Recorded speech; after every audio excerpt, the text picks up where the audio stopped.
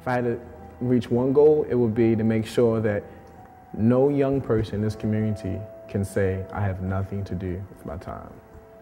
That there's always something.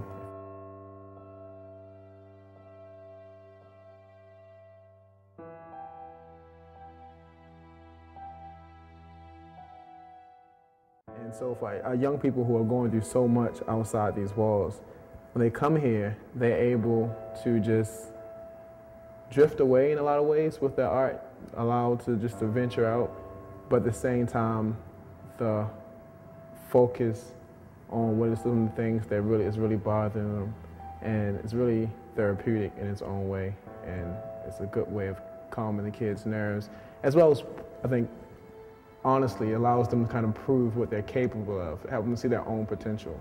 When they do a piece that's really fascinating, that everyone really likes, they can take pride in that I accomplished this, and it was fun doing it. My best friend, his brother, he got killed. He got stabbed up and set on fire between some blood stuff. And from my point of view, I think that was his only role model that he had. And ever since that he had got killed, my so-called best friend, I called my best friend, he changed on me, and he just totally changed. And he tried to start his own gang, and now he uses drugs, and he got his gang, and his role model's not there anymore. He don't have his prankster role model, all he got is his old grandfather. We've experienced a lot of problems with gangs and violence recently in this area, in Park Heights, period. And so one of the projects I wanted the young people to do is kind of express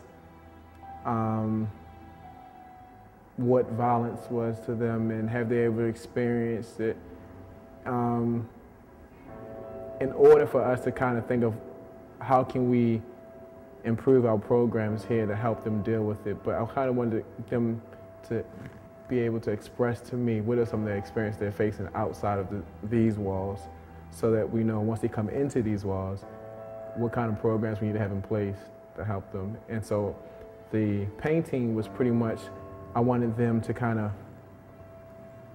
on all different levels, we had discussions about violence and gangs, then we also, and bullying, and then we did an artistic spin on it as well, just to get them a time to focus and meditate on what it meant to them. Emotions, and we're going to put it on paper with paint. We have very limited colors, okay? We're only using red, blue, yellow, and black, okay? Each will be given 2 sets of paint. This is finger paint, and this is your typical regular paint.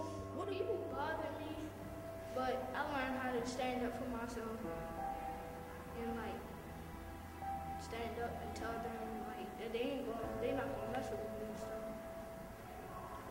People bully me to the point where I just wanted to hurt them. But Mr. Kenneth, he changed that way I thought about it, and I just started standing up for myself. And now that I had stood up for myself, people don't mess with me. This is the apartment that a few weeks ago there was apartments there, but unfortunately they got torn down into this empty. Well, it's going to be empty soon. And you know what's been built here? Right. No, these apartments were really full of a lot of drug activities, violence, homicides, prostitution, and everything else. So the community had these apartments knocked down so that we can build new affordable homes for the people in the community. So it's actually a good thing that these old apartments knocked down, and that these new houses can be built, new affordable homes. Well, a lot of young people complain about growing up in the streets because of the drugs and the gangs, etc. Well, my household was much more complicated than the streets. I come from a family that was both drug dealers and drug users, so my household was really complicated, full of gangs, fights, drugs, the police raiding my house with the seasons, and that's just how I was raised up. And that's why, again, it was so important that when the community took me in, because there was so much that I was missing at home, and it was the church, and it was the community after-school programs that really reached out and let me know that I didn't have to go down the same road that my family went. This is St. John's Church, where the after-school program and Aunt Sitter started at 2 here in that Holy Nativity, and it helped fund to get the Community Code Road Art Center that's across the street. It also, from where I started was in there, and then it transformed a few years later into that big building that I am thankful for. Mr. Kendall, our greatest teacher.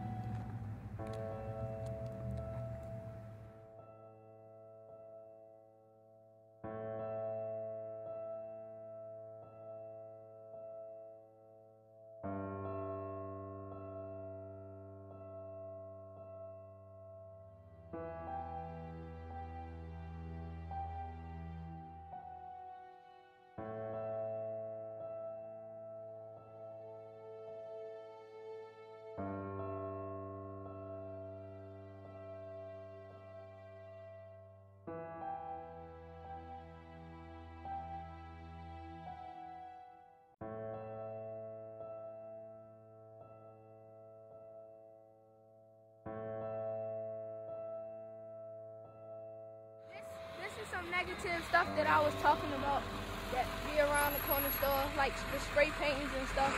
That's it. What is going on in this residence right here? I live on New York Street. What is going on? What's the problem? I mean, you gotta be, you got a camera out here. So you got so crazy. Say it again, a camera means a problem? No, there's no problem.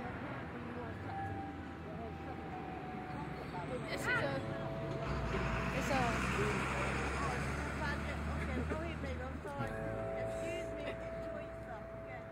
Let them know that you're intelligent, okay? Do your thing. I would just want to see a nice, clean neighborhood and not all this gang stuff that's around. I just want it gone, be like it used to be. Well, not just like it used to be, because when it wasn't the gang stuff, it was a lot of drug activity.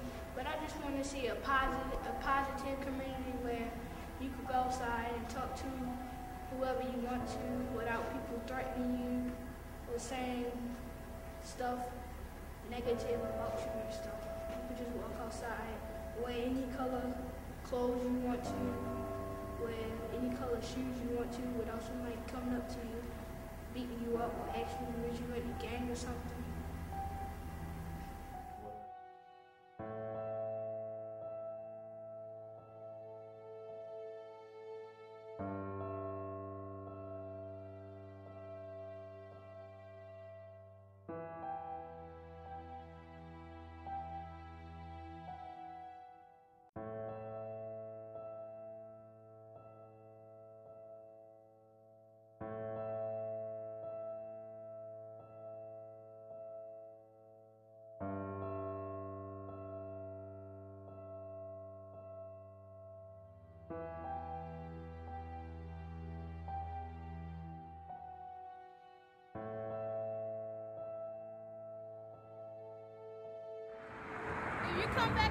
If you come back in a year or two, I promise you, this community will look so much better.